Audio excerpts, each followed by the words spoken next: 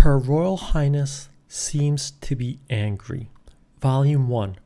Her Royal Highness and Archaic Power. Prologue. The beginning of the end. Her name was Princess Leticiel. She was born in an age of chaos, where countries waged bloody wars against each other while vying for continental unification. A countless number of countries destroyed, and the same number of countries founded in their place. And in the crimson wasteland dyed red by war, where not a single plant could flourish, her legend began. It was a barbaric world, a world where everyone, young and old, had to pick up their weapons and wage war in order to survive. And Leticiel was the princess of a remote kingdom. In this age, the concept of true peace did not exist. And yet, in that kingdom located far away from the war-torn barren lands in the middle of the continent, something that could be called peace existed. Even though disputes with neighboring kingdoms never stopped, the kingdom often had to wage war. Its situation was not desperate to the point of enlisting its entire population for war. Leticiel was living a gentle life, surrounded by a loving family. She got along well with her other half, as the pair protected the citizens they loved. In a world where anyone wishing for peace would be laughed at, even a fraction of Leticiel's daily life was more than enough happiness. However, even that would still end today. The kingdom was invaded by a neighboring major power. Citizens were massacred, streets were set ablaze, countless lives were lost. Anyone with an ounce of strength fought back with all they had, but it was a drop in the ocean compared to the enemy's might. The kingdom was engulfed in the blink of an eye and became something that would be more fitting to call hell. Even the royal castle, which had been impenetrable, was now under the neighboring kingdom's control due to the efforts of its sleeper agents. The throne room was covered in blood. There were even traces of a sword fight carved deeply into the wall. Viscera and body parts left dangling here and there. Anyone who laid eyes on this scene would agree that there had been an obviously gruesome fight. Heat hazes were shimmering in the air outside of the windows, which were violently embraced by the pitch-black smoke that shrouded the overcast sky. It wouldn't have taken anyone much time to realize the castle had been set on fire. Even though the man bathed in crimson was approaching her with a blood-smeared blade, Leticiel looked at him blankly, as if it was none of her business. Around that man's feet were countless bodies lying on the ground, the king, the queen, as well as Leticiel's beloved significant other. Everyone had been killed by the invading enemy. In this moment, the only surviving royalty of this kingdom was Leticiel.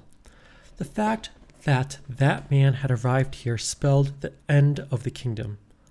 I need to resist him, she thought.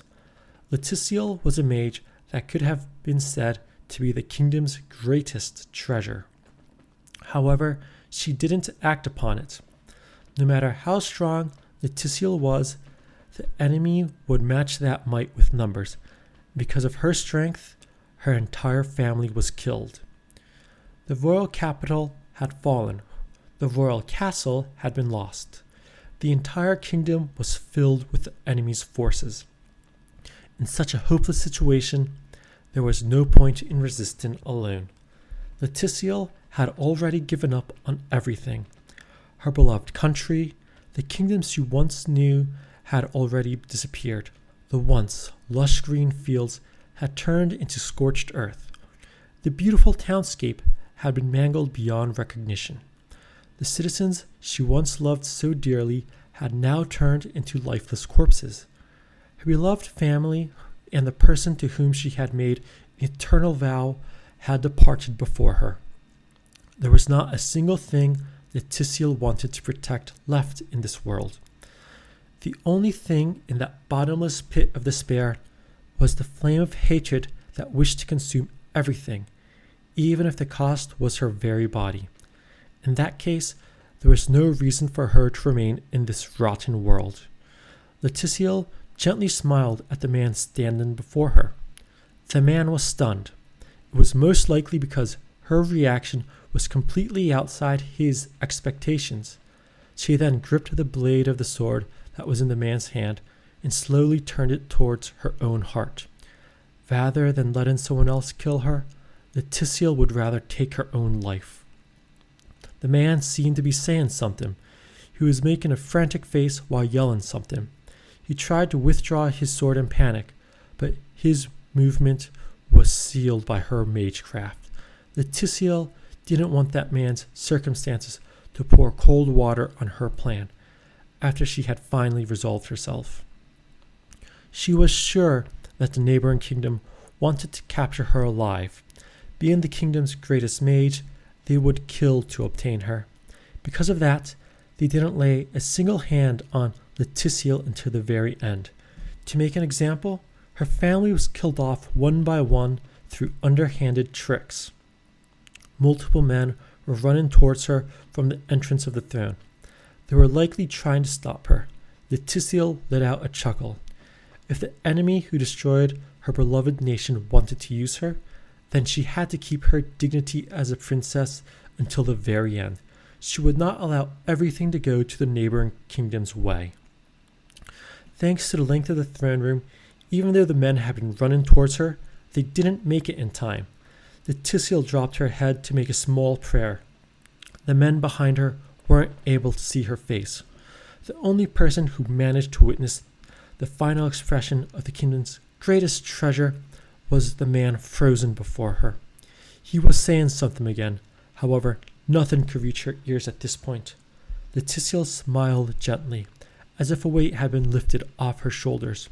It was a beautiful smile. It was a noble smile. It was a refreshing smile.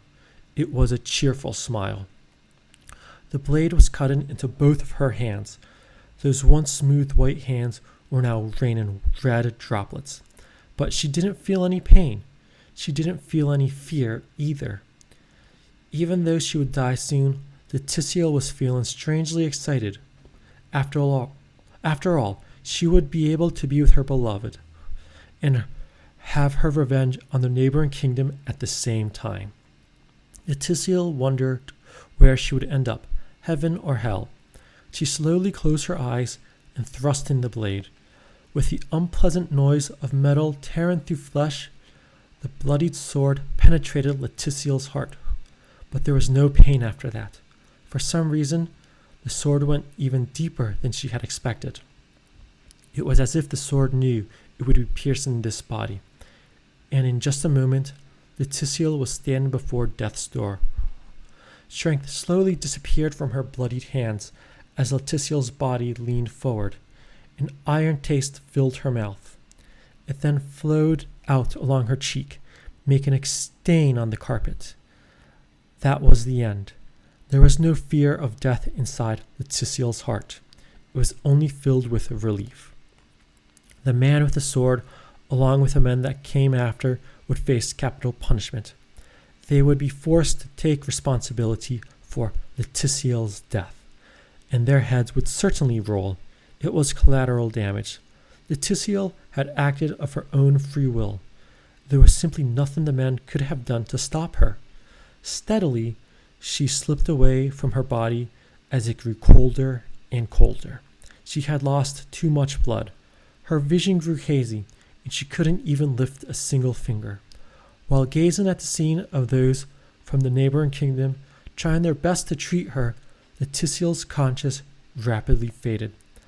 I wish my next life is more comfortable. Just before her mind slipped away, Leticiel voiced a nonsensical whim to herself.